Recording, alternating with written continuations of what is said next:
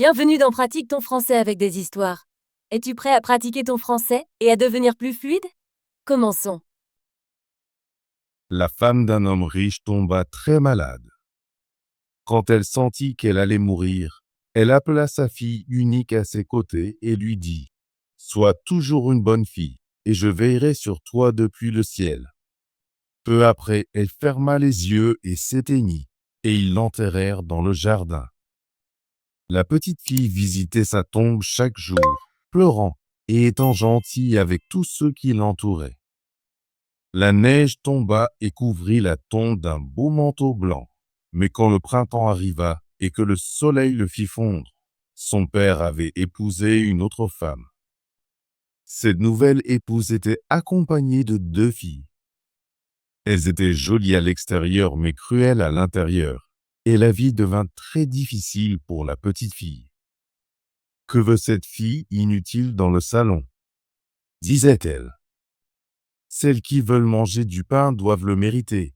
Hors de ma vue, fille de cuisine. » Elles lui enlevèrent ses beaux vêtements, lui donnèrent une vieille robe grise, se moquèrent d'elle et la forcèrent à travailler dans la cuisine. Elle devait faire de durs travaux, se lever tôt avant l'aube, chercher de l'eau, faire le feu, cuisiner et laver. C'est sur l'embêter de 1000 façons et se moquer d'elle. Le soir, quand elle était fatiguée, elle n'avait pas de lit où dormir et devait s'allonger près de la cheminée parmi les cendres. À cause de cela, elle était toujours poussiéreuse et sale, et on l'appelait Cendrillon. Un jour, son père allait à la foire et demanda aux filles de sa femme ce qu'elles souhaitaient qu'il ramène. « De beaux vêtements, » dit la première. « Des perles et des diamants, » cria la seconde. « Et toi, ma chère fille, » dit-il à sa propre fille, « que veux-tu ? » La première brindille qui frottera contre ton chapeau quand tu feras demi-tour pour revenir, répondit-elle. Il acheta les beaux vêtements et les bijoux pour les 2 premières filles, et sur le chemin du retour, une brindille de noisetier le frappa et faillit lui faire tomber son chapeau. Alors, il la coupa et la ramena à sa fille. Elle l'emporta sur la tombe de sa mère et l'y planta, pleurant si fort que ses larmes l'arrosèrent. Bientôt, un bel arbre y poussa. Elle visitait l'arbre 3 fois par jour et pleurait, et un petit oiseau vint, construisit un nid dans l'arbre, lui parlait, veillait sur elle et lui apportait tout ce qu'elle souhaitait. Puis, le roi du pays annonça un festin de 3 jours, où son fils choisirait une épouse. Les 2 sœurs de Cendrillon furent invitées, et elles lui dirent : « Coiffe-nous, brosse nos chaussures et noue nos ceintures, car nous allons danser au festin du roi. » Elle fit ce qu'elles demandèrent, mais quand elle eut fini, elle ne put s'empêcher de pleurer car elle voulait aussi aller au bal. Finalement, elle supplia sa mère de lui permettre d'y aller. « Toi, Cendrillon, tu n'as rien apporté, pas de vêtements du tout, et tu ne sais même pas danser, tu veux aller au bal ?» Quand elle continua de supplier, sa mère dit : « Je vais jeter ce plat de pois dans les cendres, et si tu peux tous les sortir en 2 heures, tu pourras aller au festin. » Elle jeta les pois dans les cendres, mais la petite fille courut au jardin et cria : « Dépêchez-vous, dépêchez-vous, dans le ciel, des tourterelles et des pinsons volés. Merle, grive et bouvreuil, dépêchez-vous, venez ici, tout le monde, venez m'aider vite. Vite maintenant, cueillez, cueillez, cueillez. » D'abord, 2 colombes blanches volèrent par la fenêtre de la cuisine. Ensuite arrivèrent 2 tourterelles, et après elles vinrent tous les petits oiseaux du monde, pépis et battant des ailes. Ils volèrent dans les cendres. Les petites colombes se penchèrent et commencèrent à cueillir, cueillir, cueillir. Bientôt, tous les oiseaux se joignirent à eux, et ensemble, ils sortirent tous les bons pois et les mirent dans un plat, ne laissant que les cendres. Bien avant que les 2 heures ne soient écoulées, le travail fut terminé, et tous les oiseaux s'envolèrent par les fenêtres.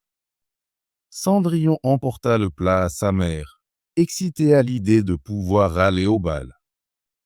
Mais sa mère dit : « Non, non, Toi, la sale fille, tu n'as pas de vêtements, et tu ne peux pas danser. Tu ne peux pas y aller.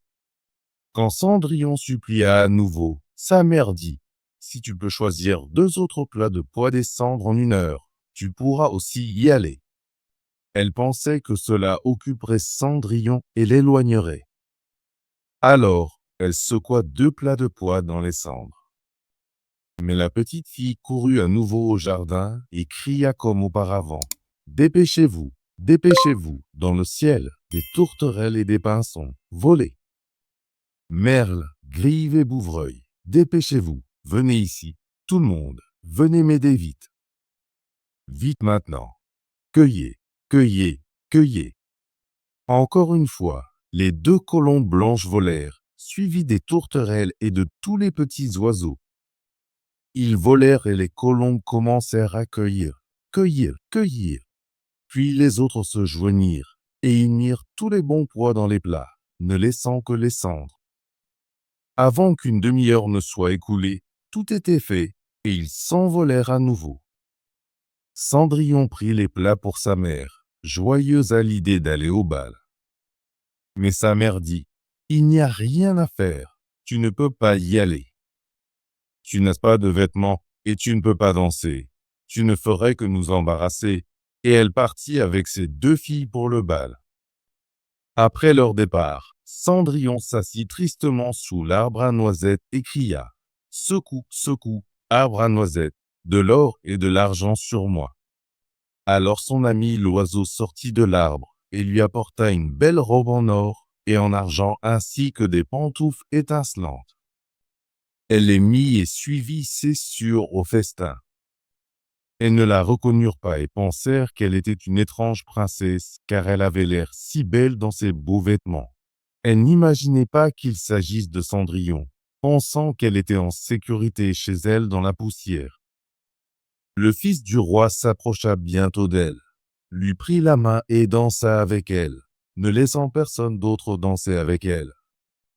Ils dansèrent jusqu'à tard dans la nuit, et quand elle voulut rentrer chez elle, le fils du roi dit « Je vais te ramener », car il voulait voir où vivait la belle fille. Mais elle s'échappa sans qu'il ne s'en aperçoive et courut vers chez elle. Alors que le prince la suivait, elle sauta dans le pigeonnier et ferma la porte. Quand son père rentra, il lui dit que la demoiselle inconnue au festin s'était cachée dans le pigeonnier. Mais quand ils forcèrent la porte, ils ne trouvèrent personne à l'intérieur. Lorsqu'ils retournèrent à la maison, Cendrillon était allongé comme d'habitude dans sa robe sale près des cendres, et sa petite lampe à huile était allumée sur le foyer. Elle était passée rapidement par le pigeonnier, était allée à l'arbre à noisettes, avait enlevé ses beaux vêtements et les avait cachés sous l'arbre pour que l'oiseau les emporte, puis elle s'était remise à se coucher parmi les cendres dans sa robe grise. Le lendemain, lorsque le festin se déroula à nouveau, et que son père, sa mère et ses sœurs étaient partis, Cendrillon alla à l'arbre à noisettes et dit « Secoue, secoue, arbre à noisettes, de l'or et de l'argent sur moi. » L'oiseau vint et lui apporta une robe encore plus belle que celle qu'elle portait la veille. Quand elle arriva au bal, tout le monde admirait sa beauté, mais le fils du roi, qui l'attendait, lui prit la main et dansa avec elle.